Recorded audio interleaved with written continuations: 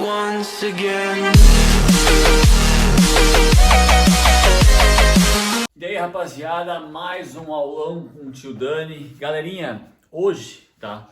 O nosso foco é as 13 colônias. Só para lembrar, tá? Na videoaula referente ao movimento iluminista, no finalzinho da aula, tá? Nós já citamos alguns aspectos e algumas características do processo de colonização que vai dar origem às 13 colônias. 13 colônias que posteriormente vão dar origem a um país chamado Estados Unidos da América, tá?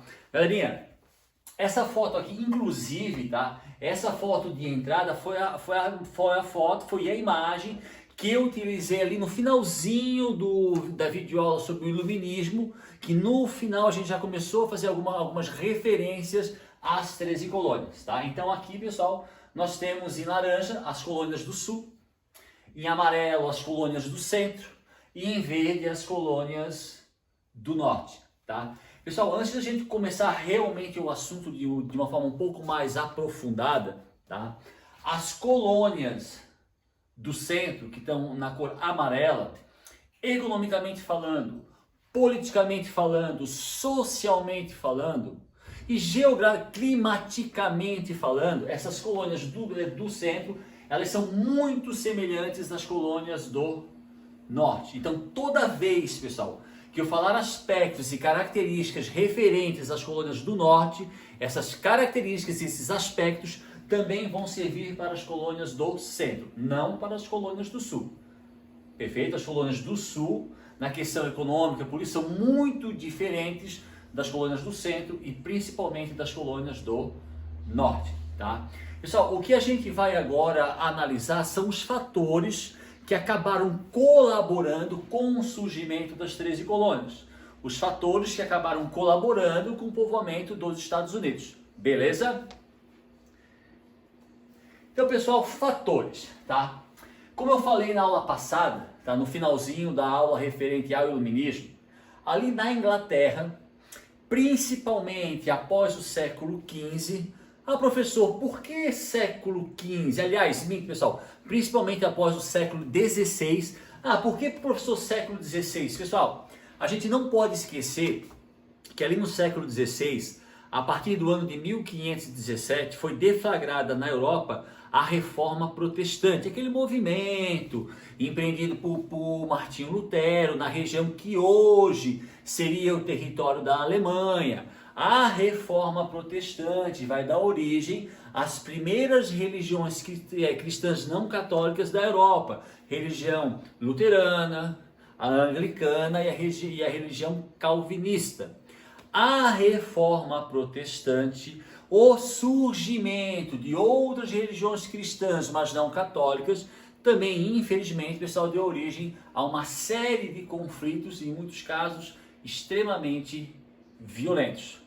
Lembrem-se, pessoal, quando a gente estudou absolutismo francês, da noite de São Bartolomeu, quando o rei Francisco I, ele manda matar 30 mil huguenotes na França. Lembrando, galera, huguenotes na França é como eram chamados os calvinistas. Esses conflitos religiosos, eles também vão ser realizados dentro da Inglaterra, tá? Então, ali a partir do século XVI, tá? Dependendo do rei, então não era, pessoal, não eram em todos os reinados, não eram todos os reis ou rainhas que perseguiam as pessoas por terem uma religião diferente. Vou dar um exemplo. No reinado de Elizabeth I, a rainha que morreu viúva e sem deixar filhos, ela, por exemplo, propagou a tolerância religiosa. Então, durante o reinado de Elizabeth I, não houve perseguições religiosas. Mas já no reinado do seu primo Jaime I e Carlos I, ocorreram várias perseguições religiosas, principalmente aos seguidores do calvinismo. Não podemos esquecer que na Inglaterra, os calvinistas eram chamados de puritanos. Então, devido às perseguições religiosas e políticas também, pessoal, ocorridas principalmente no reinado de Jaime I e Carlos I, houve uma grande imigração de ingleses, especialmente puritanos, para o que hoje nós chamamos de Estados Unidos. Não esquecendo, galerinha, esses puritanos, tá, que vão fugir da Inglaterra devido a perseguições políticas e religiosas, eles vão se estabelecer nas colônias do norte. Então, no norte e no centro também vai ter uma grande quantidade de imigrantes ingleses puritanos. Beleza? Pessoal, outro motivo para a colonização dos Estados Unidos, a exploração da terra. Afinal de contas, pessoal, a gente não pode esquecer que aí o território onde vai ser criadas as 13 colônias era uma área pertencente à Inglaterra, era uma colônia da Inglaterra. Então, o governo inglês, como qualquer governo da época, também tinha a intenção de explorar aquele território. Perfeito? Outro fator, crise econômica e social. Pessoal, como a gente falou, como nós falamos, aliás, na aula passada, tá? Criou-se uma lenda, criou-se um mito que os Estados Unidos teria sido colonizado apenas por imigrantes ricos, os puritanos. Pessoal, isso é lenda, isso é mito. Sim, os puritanos eram ricos, os puritanos eram pessoas que lá na Inglaterra eram pessoas bem abastadas, comerciantes, grandes empresários, e fugiram da Inglaterra devido a perseguições políticas e principalmente religiosas. Mas, pessoal, uma grande quantidade, mas uma grande quantidade mesmo, de imigrantes que migraram para os Estados Unidos eram constituídos por imigrantes brancos pobres. Não só ingleses, irlandeses, italianos, suecos, noruegueses. Então, as 13 colônias recebeu um contingente absurdo de imigrantes europeus brancos pobres. Até, pessoal, em nível de curiosidade, tá? Por exemplo, o nosso estado, Santa Catarina, nós temos uma forte presença da imigração italiana e alemã. Pessoal, quando esses alemães, esses imigrantes saíram lá da metade do século XIX e vieram até o Brasil, tá? De 100% dos italianos e dos alemães que saíram da Europa ali na metade do século XIX e vieram para a América, 95% foram para os Estados Unidos, apenas 5% vieram para o Brasil e para a Argentina. Nós, na realidade, pessoal, nós recebemos um contingente muito pequeno daquele total de europeus que saíram da Europa para migrar para o continente americano. Então, os Estados Unidos, pessoal, desde lá do século XVII, século XVIII, principalmente século XIX, ele vai receber um contingente gigantesco de imigrantes europeus brancos pobres.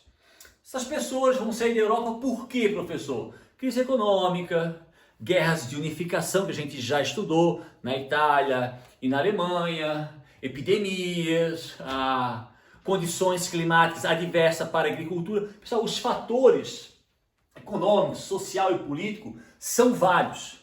O fato é que uma grande parcela das pessoas que criaram, que habitaram, que colonizaram os Estados Unidos eram formados por brancos pobres, tá? Uma outra característica que nós já citamos lá no vídeo sobre iluminismo, sobre a colonização dos Estados Unidos, é que se nós fizermos, galerinha, uma comparação entre a colonização empreendida por Portugal e Espanha na América e a empreendida pelos ingleses na América, há uma grande diferença. Lembra o que eu falei? A colonização realizada por Portugal e Espanha, ela foi totalmente controlada pelo Estado. Isso segundo, pessoal, aquela característica do mercantilismo. A forte intervenção do Estado em tudo. Então, a colonização do Brasil ou a colonização da América Espanhola, ela foi totalmente controlada pelo Estado ou português ou Estado espanhol. Com relação aos Estados Unidos ou às 13 colônias, isso é um pouquinho diferente. Por exemplo, uma grande parte, pessoal, do processo de colonização empreendido no que é hoje os Estados Unidos foi dado, então a coroa inglesa deu a concessão, deu a permissão para empresas privadas realizarem esse processo de colonização. Pessoal, isso não existe na América Espanhola ou na América Portuguesa, que é o Brasil. Isso não existe. Ali o Estado era absoluto.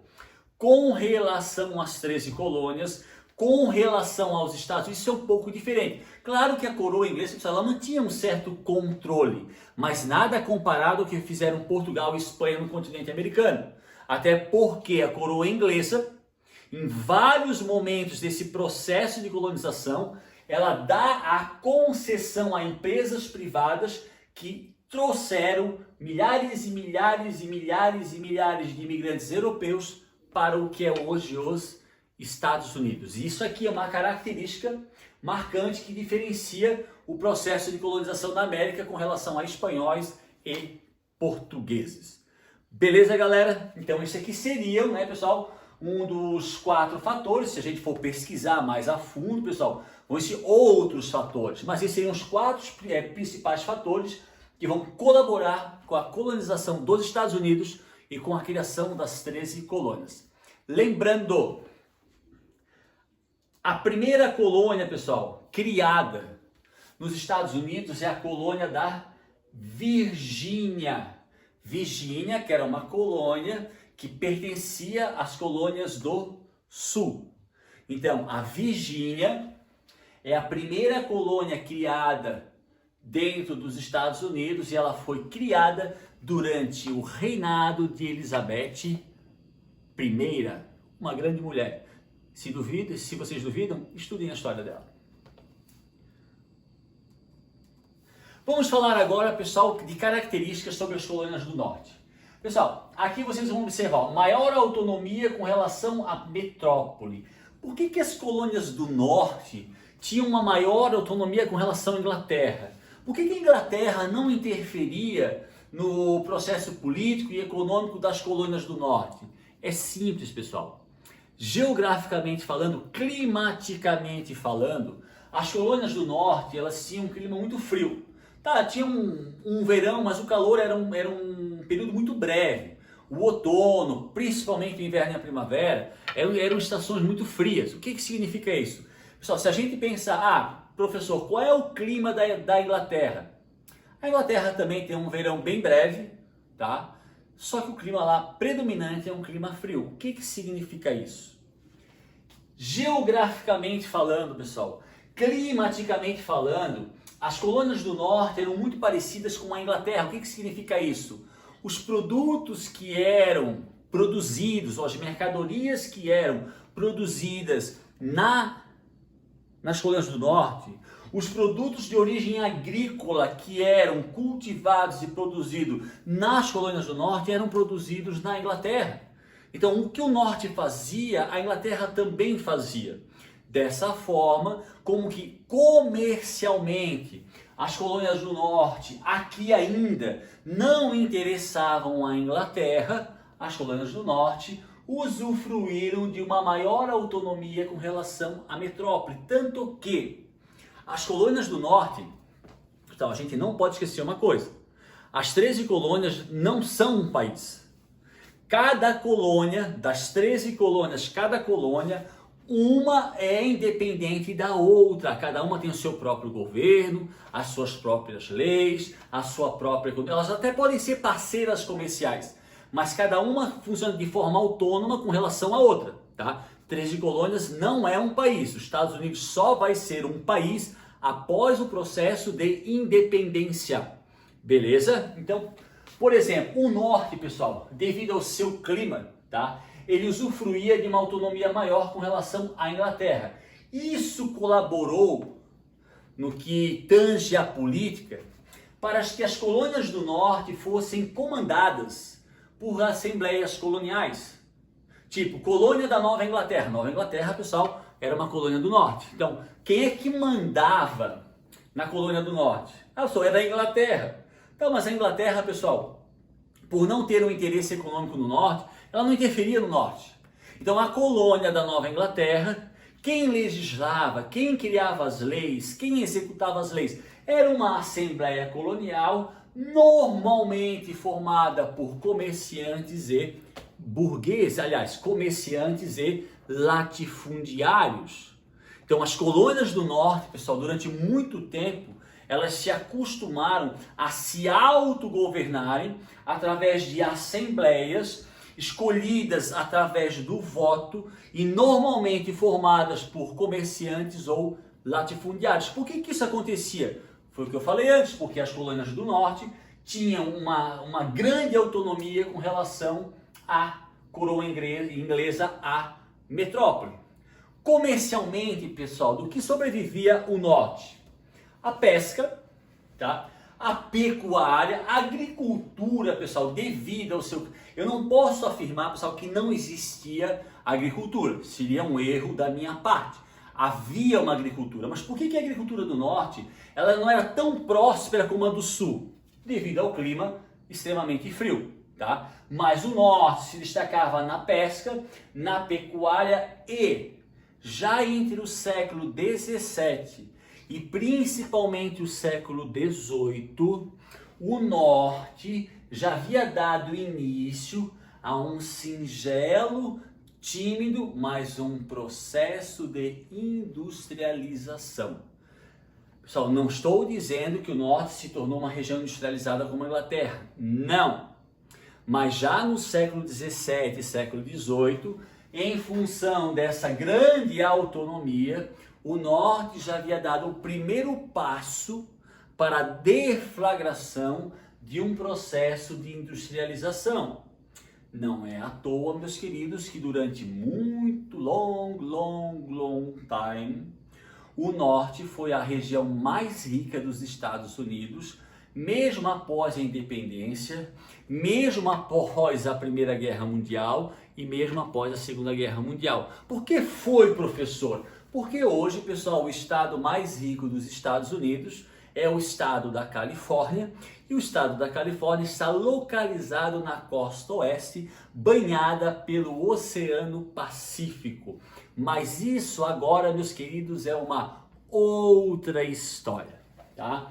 O norte, pessoal, como eu havia falado antes, ele foi colonizado quase que basicamente e exclusivamente por puritanos, que seriam os calvinistas que moravam na Inglaterra, que fugiram da Inglaterra. Pessoal, os calvinistas, na sua grande maioria, eram pessoas da elite inglesa, que fugiram da Inglaterra, como eu disse antes, ou por perseguições políticas, mas principalmente por perseguições religiosas ali durante o governo de Jaime I, de Carlos I, tá?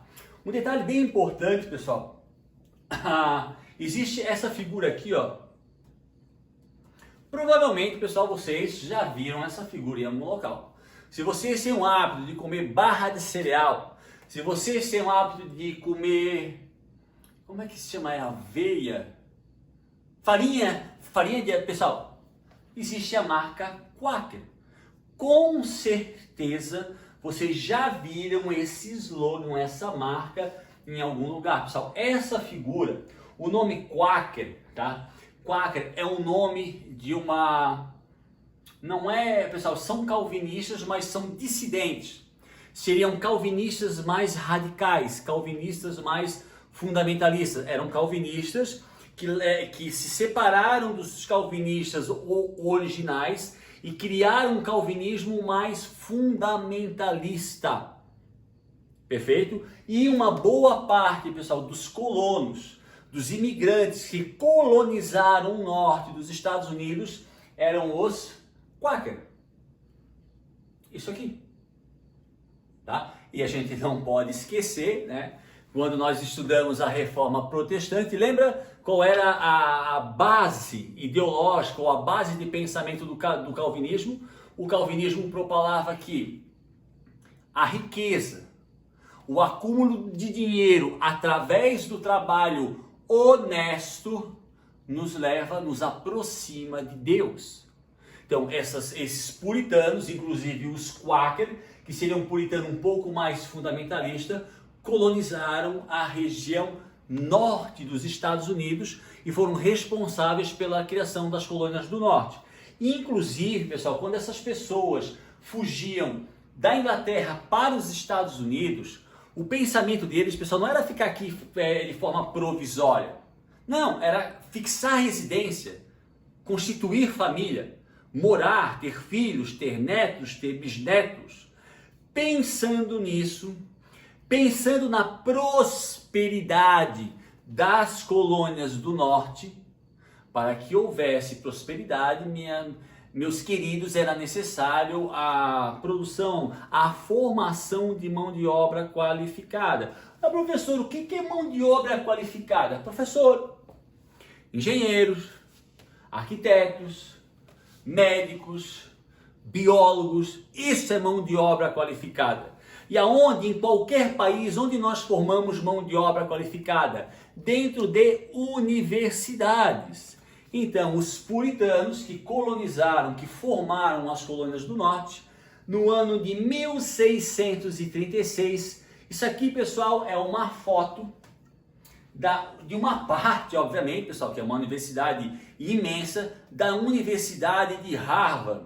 Pessoal, Harvard foi criada pelos puritanos que colonizaram a região norte dos Estados Unidos em 1636, primeira metade do século 17, com o objetivo de formar mão de obra qualificada. Um pequeno detalhe, Harvard hoje é considerada a melhor universidade do mundo. A gente não pode esquecer, meus queridos, que existem milhares de universidades.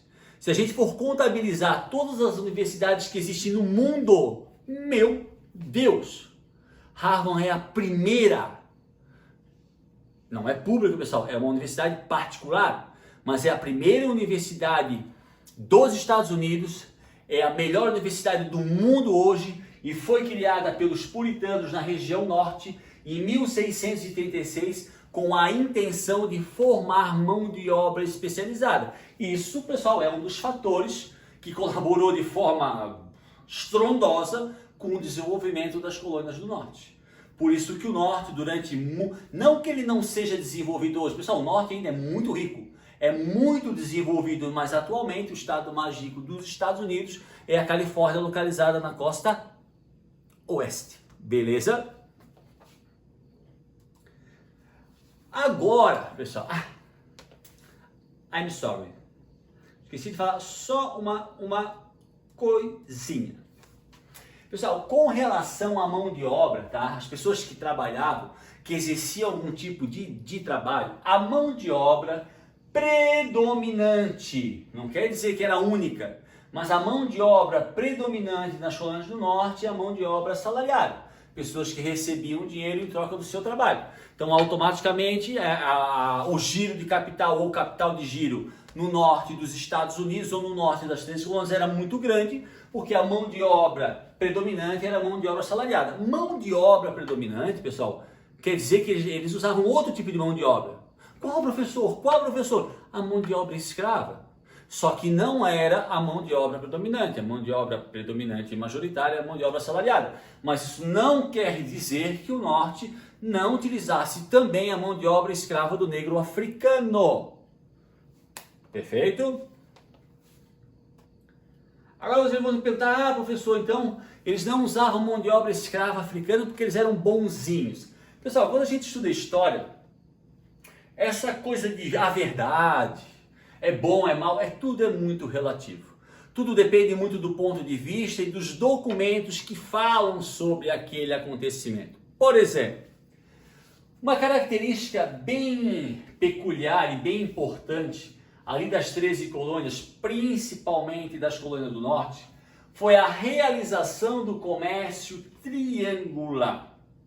Professor, o que é o comércio triangular? Eu vou explicar, pessoal, o que é o comércio triangular realizado pelas colônias do norte, que tinham como mão de obra predominante a mão de obra assalariada. Perfeito?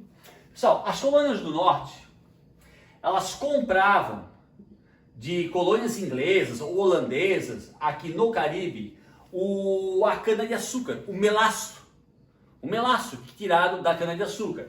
Esse melaço, ele era levado até as colônias do norte.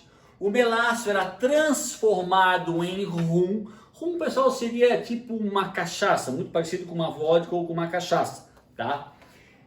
E os navios do norte carregados de rum, que é uma bebida alcoólica, se deslocavam até o continente africano, entravam em contato com civilizações africanas. A gente não pode esquecer que ali no século XVI, XVII e XVIII era muito comum, quando uma civilização africana ganhava a guerra de uma outra, os perdedores eram escravizados. Esses perdedores eram trocados com os colonos do norte por rum. Então, os colonos do norte davam o rum para os africanos davam escravos. Esses escravos, os navios do norte levavam até o Caribe para vender, ou vendiam parte desses escravos para as colônias do sul. Ah, professor, então a grande maioria dos escravos, que foram alguns milhões, que trabalharam nas colônias do sul, na realidade eles foram vendidos ao sul por colonos do norte. Yes, sim, no famoso comércio triangular. Então, pessoal, afirmar que as colônias do norte, que os puritanos não utilizavam de forma majoritária mão de obra escrava porque eles eram contra, aí é ousar um pouquinho demais, porque grande parte dos negros africanos que foram escravizados, violentados, massacrados no sul dos Estados Unidos eram vendidos por comerciantes das colônias do norte através do tão famoso e famigerado comércio triangular. Comércio, tá, não é um triângulo perfeito, tá? Comércio triangular. Captaram, galerinha? As colônias do norte abasteciam as colônias do sul com escravos que foram trocados por rum lá na África. Beleza? Agora, vamos analisar um pouquinho as colônias do sul. Lembrando, pessoal, professor, por que o senhor não fala do centro? Pessoal, todas as características que eu falei sobre o norte, política, comercial, elas também servem para as colônias do centro. As colônias do centro, que lá no início da aula estavam em amarelo, elas são muito semelhantes, muito parecidas às colônias do norte. Uma diferença, pessoal, entre as colônias do centro e do norte é que as colônias do centro, além de receberem imigrantes ingleses, eles receberam também uma grande quantidade de imigrantes de outros países. Vou dar um exemplo. Nova York, que muita gente acha que é a capital dos Estados Unidos, é a cidade mais famosa dos Estados Unidos, sem dúvida nenhuma, mas não é a capital. Tipo o Brasil, a cidade mais famosa é o Rio, mas a capital é Brasília. Todo mundo lá fora acha que é o Rio de Janeiro, que é a capital. Nova York, que era uma colônia do centro, foi colonizada, habitada por holandeses, tanto que o nome anterior a Nova York chamava Nova Amsterdã. Amsterdã, meus queridos, é a capital da Holanda. Chegou um momento que o rei, se eu não me engano, acho que Jaime I, ele expulsa os holandeses dessa região e dá a essa região a família York. Aí, em vez de Nova Holanda, Nova York. Então, uma das pouquíssimas diferenças entre o centro e o norte, que o centro recebeu, além de ingleses, uma grande quantidade de imigrantes de outros países da Europa. Beleza? Pessoal, vamos analisar aqui as colônias do sul. Clima quente, extremamente quente, tá? Uma menor autonomia com relação à metrópole. O que significa isso?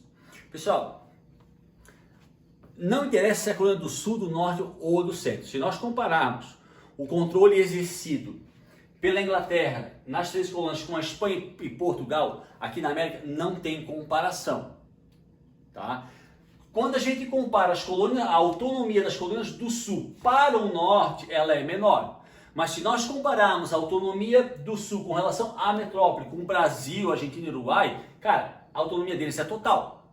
Então, comparando as colônias do norte, havia no sul uma menor autonomia com relação à metrópole. Quer dizer que a metrópole, ela se interessava de uma certa forma ela em alguns momentos interferia na política e na economia da região sul. Por quê, professor? Porque a região sul tinha um clima quente, a Inglaterra não tem um clima quente. Então, muitos produtos, inclusive agrícolas, produzidos no sul, os ingleses não conseguiam produzir na Inglaterra. Então, comercialmente, aos olhos da coroa inglesa, as colônias do sul eram muito mais interessantes do que as colônias do norte ou as colônias do centro. Por isso, essa menor autonomia.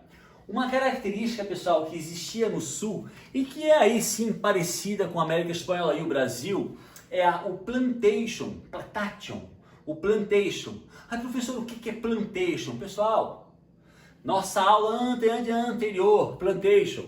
Um sistema alicerçado em 3 características: latifúndio, mão de obra escrava e monocultura, característica que vai caracterizar a América Espanhola e a América Portuguesa, no caso do Brasil. Então, o plantation também era uma característica das colônias do sul. Politicamente, como o clima era quente e a atividade comercial principal era a agricultura, politicamente quem vai mandar nas colônias do sul são os latifundiários, os grandes proprietários de terra. E diferente da região norte, a mão de obra predominante no sul é a mão de obra do escravo africano. Só que, meus queridos, grande parte fornecida pelos colonos das colônias do norte dos Estados Unidos. Perfeito? Eu até botei aqui, pessoal, só para, eu achei bonito, isso aqui é uma plantação de algodão. Professor, por que o senhor botou uma plantação de algodão? Pessoal, a Inglaterra é o país pioneiro na Revolução Industrial, metade do século XVIII. Professor, o que é Revolução Industrial? Quando a Inglaterra é o primeiro país do mundo a substituir a mão de obra artesanal pelo trabalho das máquinas movidas a vapor. A primeira máquina movida a vapor produzia fios que eram utilizados para produzir camisa, calça, fios onde a matéria-prima era o algodão, e grande parte desse algodão utilizado nas indústrias inglesas eram provenientes do sul dos Estados Unidos. Vocês me entenderam por que o sul, com relação ao norte, tinha uma autonomia menor? Porque o sul era comercialmente muito interessante para a coroa inglesa. Uma outra imagem bem significativa. Pessoal, essa imagem ela é interessante, mas ao mesmo tempo ela é triste, tá? Isso aqui é uma foto de um escravo, uma foto real. A gente não pode esquecer que ali por volta de 1840 já existia a máquina fotográfica, e se vocês observarem as costas dele, ela está totalmente marcada, pessoal, marcada por chibatadas, castigo muito comum realizado em escravos, seja por portugueses, espanhóis ou ingleses e americanos do sul dos Estados Unidos. Então a mão de obra escrava do africano, ela foi usada em larga escala nas colônias do sul dos Estados Unidos. Só que, com um pequeno detalhe, a mão de obra africana, pessoal, ela passou a ser utilizada no sul dos Estados Unidos apenas no início do século XVIII. Tá, professor, então peraí. O senhor numa aula anterior falou para nós que a colonização, por exemplo, a colônia da Virgínia, que é a primeira colônia das 13 colônias, criadas durante o reinado da Elizabeth I, foi instalada no final do século XVI. Bem finalzinho, sim. E aí tem mais o século XVII? Sim. Mas o senhor está afirmando que o escravo africano só passou a ser utilizado nas 13 colônias no início do século XVIII. Sim. Então o que eles utilizaram, professor, durante todo o século XVII? Como eu falei antes, meus queridos, os Estados Unidos não foi apenas colonizado por pessoas ricas, por puritanos ou pelos Quaker. Os Estados Unidos, as 13 colônias, foi colonizado por uma grande quantidade de brancos pobres. Pessoal, esses brancos pobres, vocês deviam se perguntar, tá, professor, se eles eram pobres, Como é que eles tiveram dinheiro para bancar a viagem da Inglaterra até os Estados Unidos? Simples.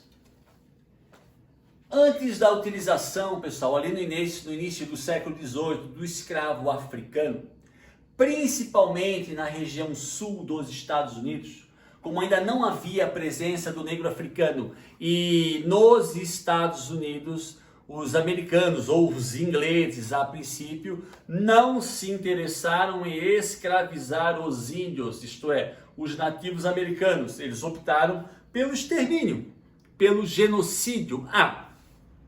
Para lembrar uma palavra tão em voga hoje na sociedade, genocídio. O que é genocídio, pessoal? Genocídio é quando uma pessoa ou um grupo extermina de forma total ou parcial uma determinada etnia. Nos Estados Unidos, pessoal, seja do século XVI, do século XVII, do século XVIII ou do século XIX. Os nativos americanos, erroneamente chamados de índios, não foram utilizados como mão de obra escrava. O inglês, e depois o americano descendente do inglês, optou pelo ou controle total dos índios ou o extermínio, o genocídio da população nativa, que nos Estados Unidos, principalmente após a independência, foi realizado pelo próprio exército norte-americano ou o próprio exército estadunidense. Então, até a utilização, no início do século XVIII, do escravo africano, principalmente nas colônias do sul, esses brancos pobres foram utilizados como servo de contrato. Como assim, professor? Pessoal, latifundiários e comerciantes, especialmente da região sul, pagavam a passagem para esses brancos pobres, que não eram só ingleses. Esses brancos pobres, quando chegavam aos Estados Unidos, ou às 13 colônias, principalmente nas colônias do sul, trabalhavam para esse comerciante ou para esse latifundiário até ressarci-lo do pagamento, acho que é isso, do pagamento da viagem. E depois eles estavam livres para fazer o que eles quisessem.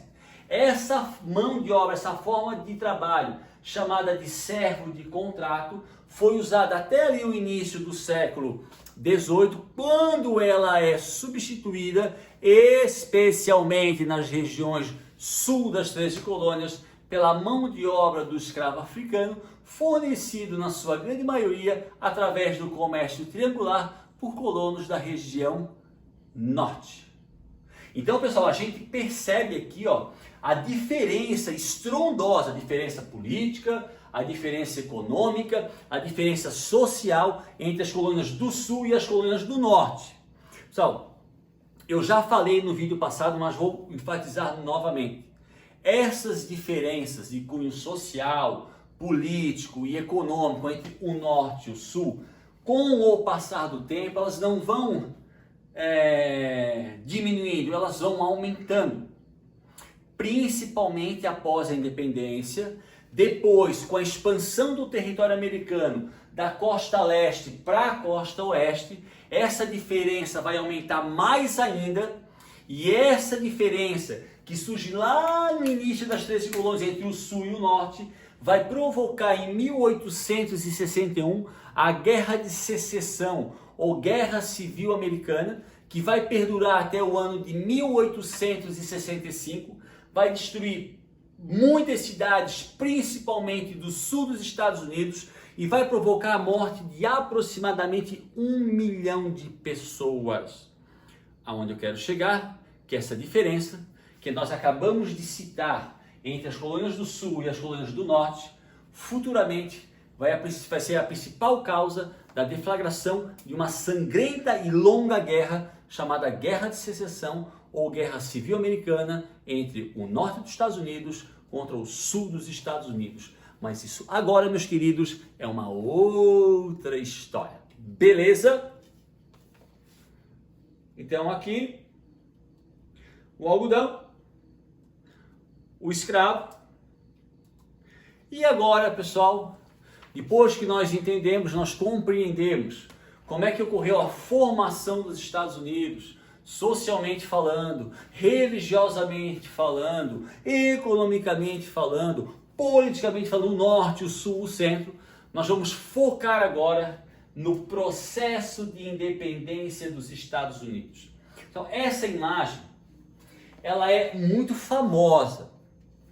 Por exemplo, vocês sabem que através de filmes, que os Estados Unidos eles têm um costume, toda data que eles acham importante, pessoal, que são vários, eles comemoram com desfiles, com peças de teatro. Essa imagem, pessoal, é uma imagem de um episódio, de um acontecimento que ocorreu lá durante o processo de independência dos Estados Unidos, que os americanos eles consideram muito importante. Quando alguém lá nos Estados Unidos vai fazer alguma peça teatral falando sobre o processo de independência, ela cita esse acontecimento dessa imagem, que é, entre aspas, a festa do chá de Boston. Então essa imagem que eu coloquei no início do nosso assunto sobre a independência dos Estados Unidos, ela se refere a um episódio muito importante da história estadunidense, chamado, entre aspas, a festa do chá de Boston. Que daqui a pouquinho, galerinha, eu vou explicar o que é. Beleza? Então, pessoal, a gente podia se perguntar, tá, professor? O Sul ganhava dinheiro com algodão. Tá, produzia tabaco, cana, mas principalmente com algodão. Sim. O Norte era autônomo, o Centro eles eram autônomos, eles faziam a pecuária, tinham uma pesca, tinham assembleias, já tinham dado início a um relativo processo. Então, pessoal, professor, as colônias, seja do Sul ou do Norte, elas viviam numa certa prosperidade. Sim. Mas se eles viviam numa prosperidade e tinham autonomia, por que eles pensaram em independência? Um outro detalhe, pessoal. Eu não, pelo amor de Deus, eu não estou menosprezando a independência do Brasil. Jamais. Sou brasileiro. Sou brasileiro. Não estou menosprezando o processo de independência da América Espanhola. Pelo amor de Deus, que foi muito violento. Com figuras importantíssimas como Simón Bolívar e José de San Martín. Mas a gente não pode esquecer que as 13 colônias, apesar da autonomia, elas eram colônias da Inglaterra. E a gente não pode esquecer que esse processo de independência dos Estados Unidos, ele acontece na segunda metade do século XVIII. Ah, professor, segunda metade do século XVIII, 1770, 1780. E o que era a Inglaterra na segunda metade do século XVIII? A maior potência militar e econômica do mundo. Por quê, meus queridos? Porque foi o país pioneiro na Revolução Industrial. Então a gente não pode esquecer que quando os colonos americanos resolveram empreender uma luta, um processo de independência, eles entraram em atrito com a maior potência do mundo. O que era Portugal quando o Brasil proclamou a independência? Um reino em decadência. O que era Espanha quando as colônias espanholas proclamaram a independência? Um reino em decadência. Aqui não. A Inglaterra não era um reino em decadência. Pelo contrário, era uma nação e um país em ascendência. Estava se tornando, já era uma potência militar e econômica estabelecida, principalmente devido à Revolução Industrial. Então aqui, pessoal, esse conflito, essa guerra pela independência, como diz no jargão comum, o buraco foi bem mais embaixo. E é isso que a gente vai analisar agora. Beleza? Pessoal, antes da gente falar, antes de nós falarmos sobre a independência, a gente não pode esquecer o seguinte. Entre os anos de 1756 a 1763, então ali já na segunda metade do século XVIII, é deflagrado a Guerra dos 7 Anos. Essa guerra, pessoal, foi um conflito. Pessoal, o que eu vou falar, eu não quero confundir a cabeça de ninguém, tá? Mas, por exemplo, se nós historiadores quiséssemos considerar a Guerra dos 7 Anos o primeiro conflito mundial, nós poderíamos... Peraí, professor, peraí. O senhor está dizendo que a Guerra dos 7 Anos poderia ser considerada a Primeira Guerra Mundial? Sim. Tá, mas a Primeira Guerra Mundial ela não é deflagrada em 1914? Sim. Mas, se os historiadores quisessem, pessoal, esse conflito deflagrado ali na segunda metade do século XVIII poderia sim ser considerada uma guerra mundial. Por quê? A Guerra dos 7 Anos, pessoal, foi uma guerra travada entre as duas maiores potências do mundo da época, Inglaterra e França. Mas era Inglaterra e seus aliados. Quando eu falo aliados, galera, são outros países e outros reinos. França e seus aliados, outros países e outros reinos. E a Inglaterra e a França tinham colônias espalhadas no mundo todo. Então esse conflito, além de envolver das duas maiores potências, além de envolver uma grande quantidade de monarquias e nações da Europa, ele ocorreu em vários continentes do mundo, porque eram continentes onde franceses e ingleses tinham colônias.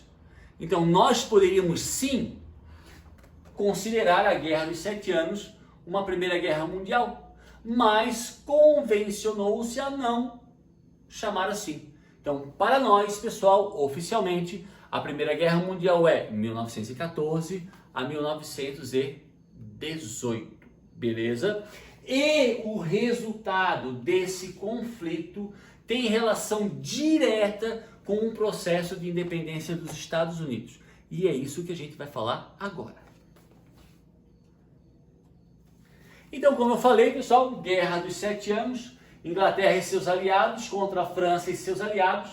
Em 1763, a Inglaterra, após 7 anos de uma longa e violenta guerra, ela concretiza a sua vitória. Então, quem ganhou a Guerra dos 7 Anos foi a Inglaterra, tá? Pessoal, apesar da Inglaterra ganhar a guerra, ela saiu financeiramente falando com um prejuízo muito grande. Afinal de contas, eu fico pensando quanto recurso financeiro a Inglaterra teve que gastar para combater franceses e seus aliados. A gente não, pessoal, não podemos esquecer, a França na época era a segunda maior potência do mundo. Um outro detalhe, quando a Inglaterra consolida a sua vitória com relação à França, ela vai conquistar, retirar da França a Índia. Aquele país, pessoal, localizado na Ásia, capital Nova Delhi, Mahatma Gandhi. Isso, a Índia, pessoal, até a Guerra dos 7 Anos, ela era uma colônia francesa. Quando os franceses sucumbem, são derrotados pelos ingleses, os ingleses se apossam da Índia. Só para lembrar, pessoal, a Índia hoje é considerado o 7º maior país do mundo. Então a Índia era uma colônia extremamente grande, sei lá, quase 4 milhões de quilômetros quadrados. Tanto que durante muito tempo ela foi chamada de a Joia do Oriente. E aí surgem dois problemas. A Inglaterra gastou muito dinheiro para bancar a guerra contra a França. E agora a Inglaterra adquiriu mais colônias, principalmente a Índia, que é gigantesca. Então, consequentemente, a Inglaterra precisaria de recursos para administrar essas colônias. É aí que começa o grande problema. Tentando se ressarcir do prejuízo causado pela guerra, tentando buscar recursos para administrar essas novas colônias, o governo inglês, de forma arbitrária, ele aumenta a carga tributária, impostos, sobre as 13 colônias e de forma gradativa vai diminuir a autonomia, inclusive das colônias do norte. Por exemplo, lembra, meus queridos, que as colônias do norte eram politicamente comandadas por assembleias coloniais? Os ingleses vão acabar com isso. Os ingleses vão eles próprios nomear os governadores das colônias do norte. Então, uma das principais consequências para as 13 colônias do pós-Guerra dos 7 Anos foi o aumento arbitrário e estrondoso da carga tributária sobre elas e a diminuição gradativa da autonomia, principalmente das colônias do norte. É a partir desse momento, ali do final da segunda metade do século XVIII, devido a esses dois acontecimentos, que começa a propagar, a se fortalecer nas 13 colônias, inclusive do sul, a ideia de emancipação. participação. O professor, nós estamos olhando ali embaixo, tá em negrito e sublinhado, sem representação não. Pessoal, as colônias do norte, elas estavam acostumadas a se autogerenciar através de assembleias. Assembleias que eram escolhidas através do voto. Tudo bem, pessoal, voto só de homens, brancos, mas era o voto. Os colonos americanos, principalmente do norte, eles diziam o seguinte, olha ingleses, não é que nós não aceitamos o aumento dos impostos, só que esses impostos foram criados, foram aprovados por uma assembleia lá na Inglaterra, onde não havia nenhum representante das 13 colônias. Então eles alegavam que esse aumento da carga tributária tinha sido um aumento arbitrário, tá? Um aumento indecente, um aumento... Fugiu a palavra agora, meus queridos, um aumento errado, porque não havia na Assembleia Inglesa nenhum representante das 13 colônias. Então, um dos slogans, pessoal, utilizados ali no início da deflagração do processo de independência dos Estados Unidos foi: sem representação, não.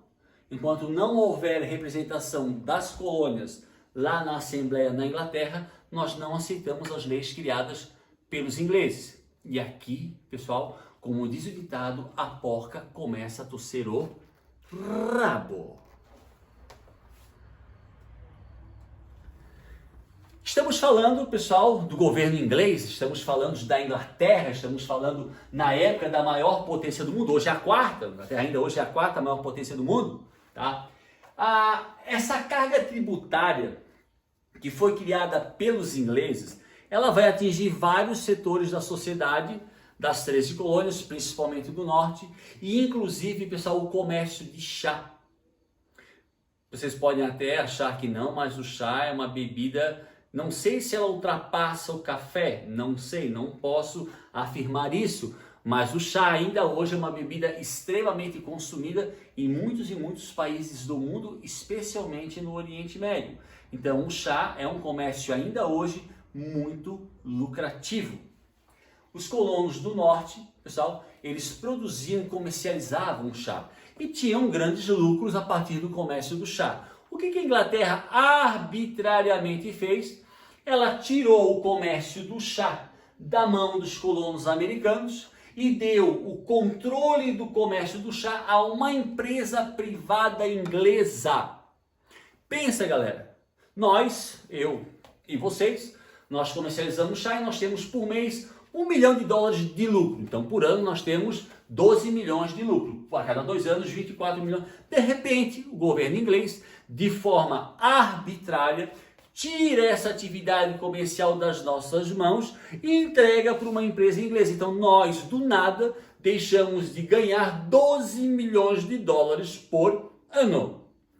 Eu acredito, pessoal, que não só eu, mas vocês, nós ficaríamos... Ou eu estou mentindo?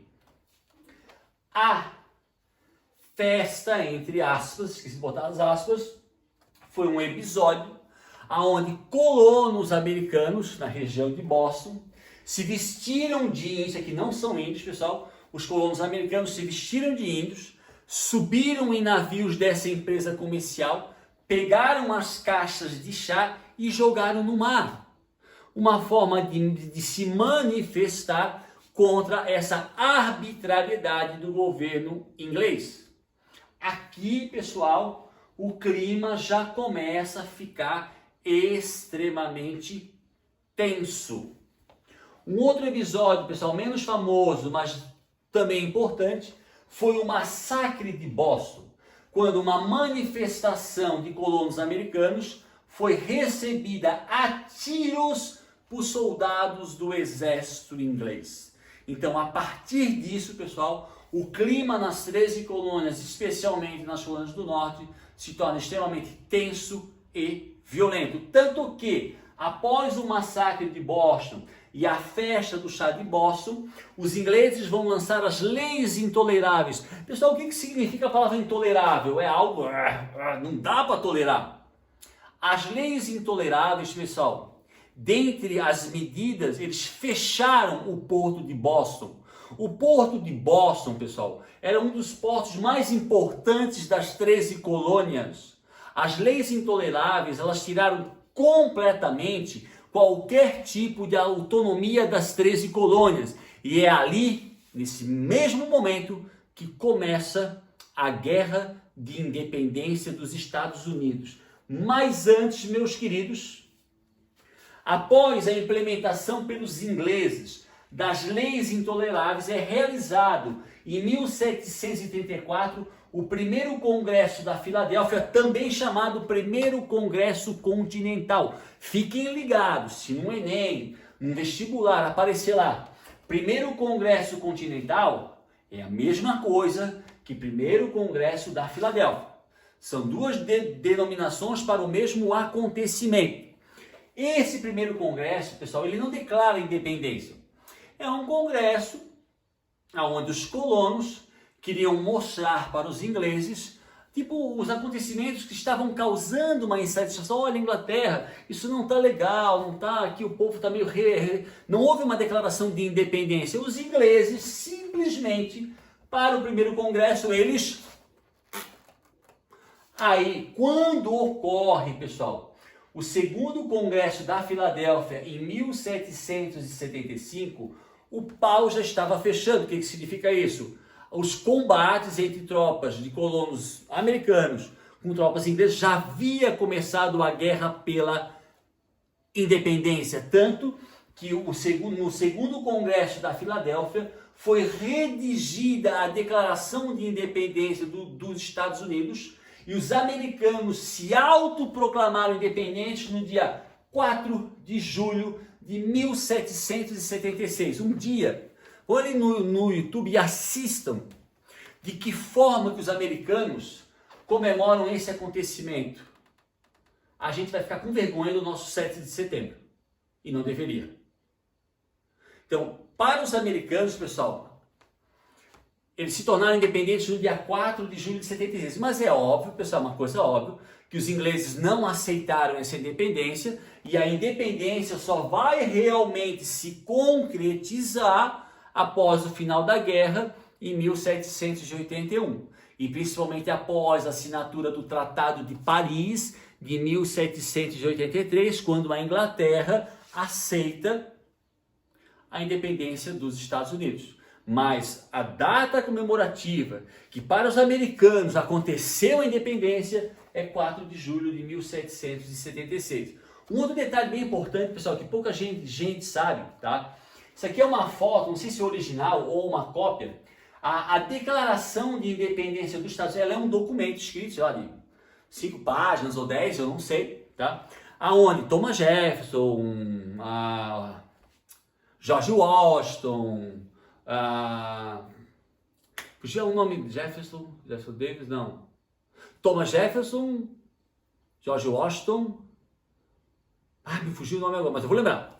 Essa carta, pessoal, essa declaração de independência, ela foi feita para quê? Ela foi feita e cópias dessa declaração foram espalhadas por vários países da Europa. Por quê?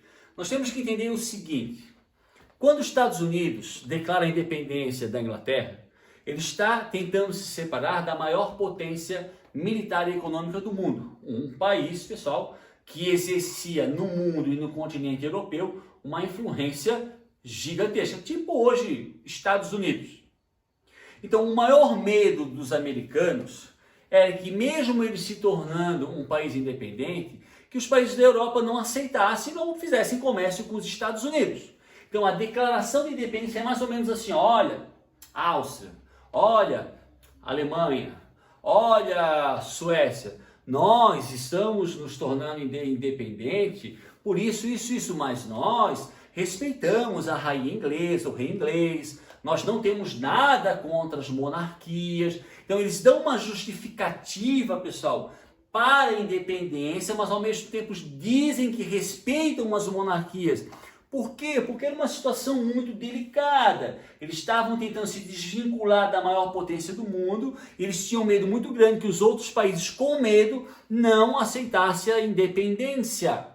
Por isso que eles redigiram um documento muito importante que é a Declaração de Independência, realizado ou aprovado, redigido durante o Segundo Congresso da Filadélfia, ou também conhecido como Segundo Congresso Continental, que é o congresso, inclusive, pessoal, que declara a independência dos Estados Unidos, tá? Ô, professor, que coisa louca, o senhor está falando sobre guerra de independência, a guerra, pessoal, vai de 74 a 1781, e o senhor coloca aqui a bandeira da França, a bandeira da Holanda e a bandeira da Espanha. Que isso? Pessoal, toda potência tem inimigos. Toda potência, pessoal, todo país que se torna uma potência, ele tem inimigos. Isso é certeiro. O Brasil no século XIX, de Dom Pedro II, era uma potência dentro da América do Sul e tinha vários inimigos, dentre eles a Argentina e o Paraguai. Tá? A França, inimiga histórica dos ingleses. Histórica, guerra de 100 anos, né? Várias guerras. A Espanha também havia perdido terras e era uma inimiga histórica. Inclusive, pessoal, a Espanha foi derrotada por Elizabeth I. A armada invencível espanhola foi tentar ocupar a Inglaterra e levou uma surra gigantesca. E os holandeses no século XVIII também haviam entrado em guerra com os ingleses. Durante o processo e a guerra de independência dos Estados Unidos, os colonos americanos receberam ajuda da Espanha, da Holanda, mas principalmente da França. Não estou menosprezando, pessoal, a garra do povo americano, mas sem a ajuda francesa, o sucesso do processo de independência ficaria comprometido. Vou dar uma dica, pessoal, porque panela velha também faz comida boa. Existe um filme chamado O Patriota. É um filme, vamos lá, uns 30 anos. Protagonizado pelo ator Mel Gibson. É um filme que fala sobre a guerra de independência dos Estados Unidos. Claro, ovacionando. É um filme americano.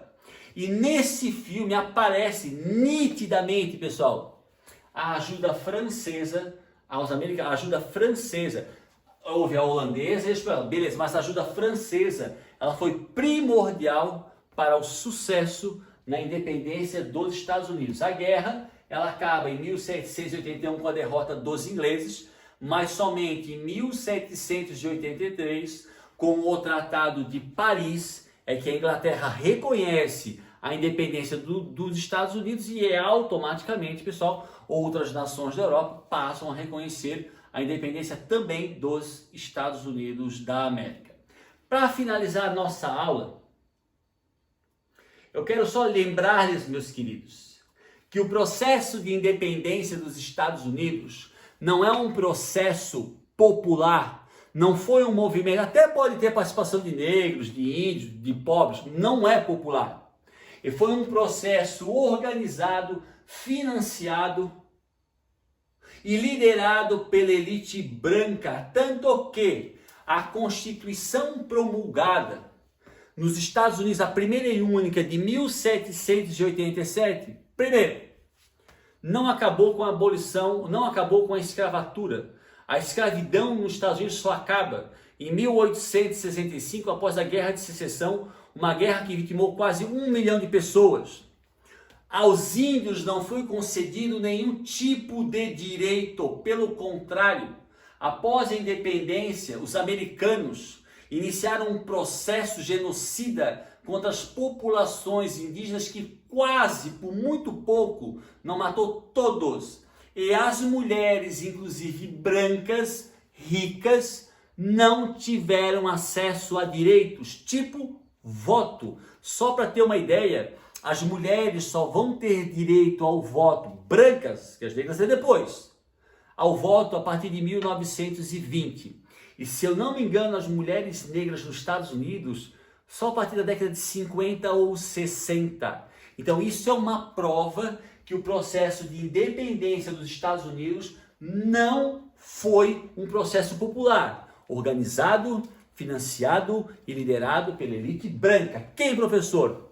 Comerciantes e latifundiários. Beleza, galera? Galerinha, chegamos ao fim de mais uma aula, tá? Só para adiantar, nossa próxima aula será sobre Revolução Francesa. Acabamos de falar sobre o movimento iluminista, independência dos Estados Unidos, e próxima aula falaremos sobre a Revolução Francesa, mais um movimento de cunho iluminista. Espero que vocês tenham gostado da aula, aguarde um próximo vídeo, continue a estudar, crie um hábito de estudo, façam anotações. Toda vez, pessoal, que tiverem dúvidas, não é só isso aí, qualquer outra disciplina, entre em contato com os professores, não parem de estudar. Isso, pessoal, um dia vai passar, as coisas vão voltar ao normal, os vestibulares vão continuar, os Enems da vida vão continuar. Então vocês precisam ter uma rotina de estudo, como eu tenho a minha rotina de trabalho. E qualquer problema, pessoal, entre em contato conosco, com os professores. Perfeito? Muita saudade de todos, pessoal. Esperando que tudo isso acabe logo, logo e a gente volte com aula presencial. Quero agradecer a presença. Não esqueçam de curtir o canal e não se esqueçam de se inscrever no canal do Tio Dani. Isso valoriza muito o nosso trabalho. Que pode ter certeza, galerinha, é feito com muito coração. Beleza? Galera, um abraço, cuide-se, muito juízo e ó, força, tá? Tchau, tchau. Um beijo, tchau.